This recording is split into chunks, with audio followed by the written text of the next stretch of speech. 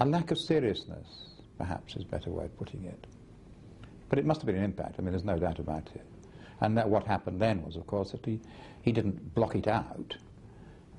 He drew from it, and this use of colour particularly is something that he drew from it, and began to use to great effect.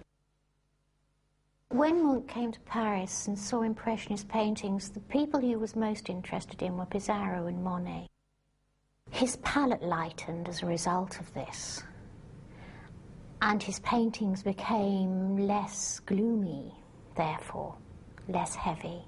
He used the Impressionist brushstroke, but was never completely taken over by their desire to paint what they saw immediately in front of them, often pictures of happiness and gaiety. He just took what he felt was useful for him in the matter of technique, really.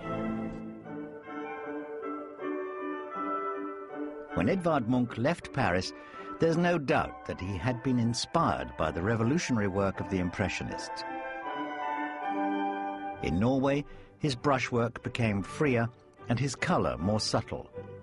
His friend, Christian Krogh, described him at the time as Norway's one and only Impressionist. However, Munch avoided the shimmering landscapes and bright scenes of bourgeois leisure that inspired such Impressionist artists as Monet and Renoir. Instead, he sought to convey a sense of melancholy, reflective of the sadness caused by his upbringing. The death and illness which dominated Munch's childhood are reflected in the scenes of the deathbed and sick room with which much of his work was concerned. Painted shortly after his return from Paris, his first important canvas, The Sick Child, is an example of such subject matter. Sick Child is the painting he did when he was around 22 and still working out his feelings concerning the loss of his sister and his mother. He isn't doing this in an entirely naturalistic fashion, but using the colour and the composition expressionistically almost to give us the intensity of feeling that he felt and wanted to convey to us. He wanted to exorcise it, if you like, in the painting. So it is a very touching work. Manipulation of colour and the effect, for instance, of the child's pale face, yet vivid red hair, and yet strong and looking upward and out, and the mother, full head of hair, dark hair, but bowed, so that her head really merges into her dress and her body. Then the use of the green around, a green which, once again, words begin not to be of any use. The impression they give, the visual impression they give, simply emphasizes the tragedy and yet the strength and the weakness of this particular setting. It's a deeply human work, that. And he did work over it in a number of variations over the next few years. It's as if it was a constant recurring theme that he wished to come back to. This melancholy work is now regarded as Edvard Munch's first masterpiece, and it launched him into a period of youthful productivity. By 1889, he was able to put together his own one-man exhibition in Christiania, a bold venture. No less than 110 works were shown at the event. Amongst them, this large canvas simply entitled Spring.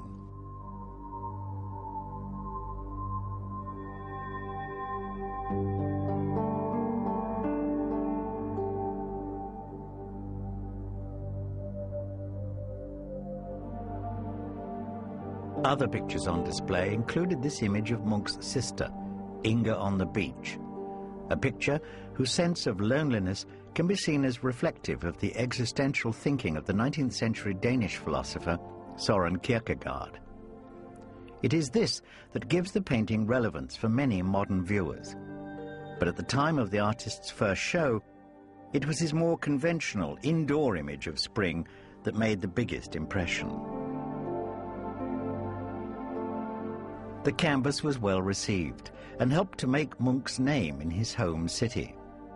The success of the painting also prompted him to apply for an official state scholarship to return to Paris to study under the academic painter Léon Bonnard. His application was accepted, and Edvard Munch was soon back in the French capital. His first visit had lasted only 3 weeks. His second lasted 3 years. In late 1889, Munch arrived at the studio of Léon Bonnard to begin his studies. However, frustrated by the experience of a formal master-pupil relationship and the conservatism of his tutor, he left after 4 months.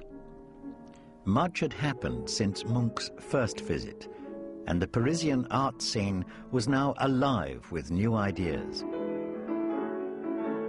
Impressionism was giving way to post-Impressionism, and the last Impressionist exhibition in 1886 featured the revolutionary Neo-Impressionism or Pointillism of Georges Seurat. Like many other artists, Munch was enthralled by the potential of this dot technique.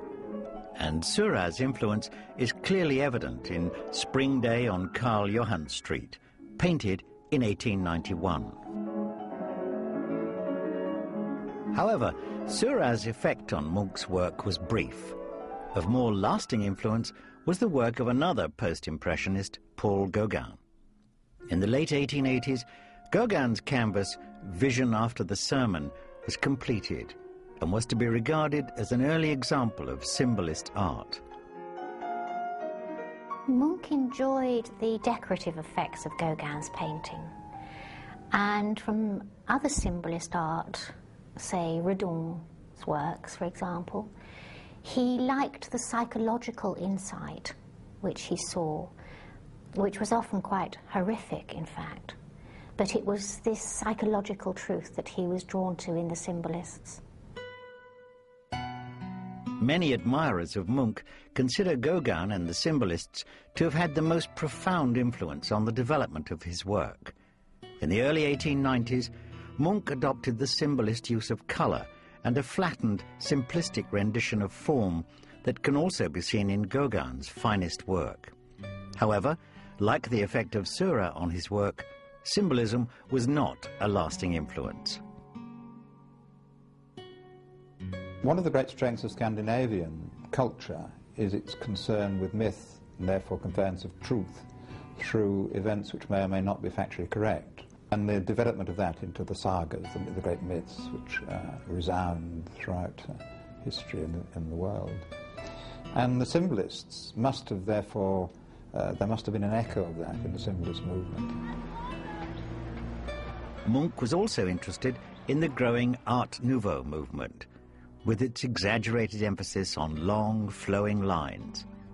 He was also aware of the achievements of the tragic figure of Vincent van Gogh, whose later works used frenzied, curving lines to express his own emotional trauma.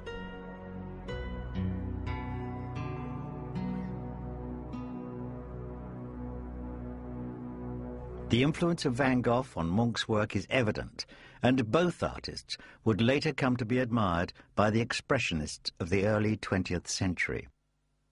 Munch is now widely regarded as the first true expressionist painter, but his willingness to absorb so many influences makes it difficult to define his work in terms of a single artistic school. During the 1890s, Munch was most drawn to the symbolists. He used the Impressionist and Post-Impressionist painterly techniques when he needed to, lightened his palette, loose brush stroke, but the subject matter of the symbolists was what really resonated with his own psyche. He's concerned with the human condition and his relationship to the outside world and its relationship to him, which firmly puts him as an expressionist. But expressionism is a strand which some would argue has gone back over centuries anyway. But certainly it's the result of what was seen in Munch that expressionism itself as a movement developed in the early part of the 20th century. So I'm a little uncertain. I mean, I think if we call Munch an expressionist, I think it's absolutely right to say that. But if we then start to put with him a whole lot of other artists,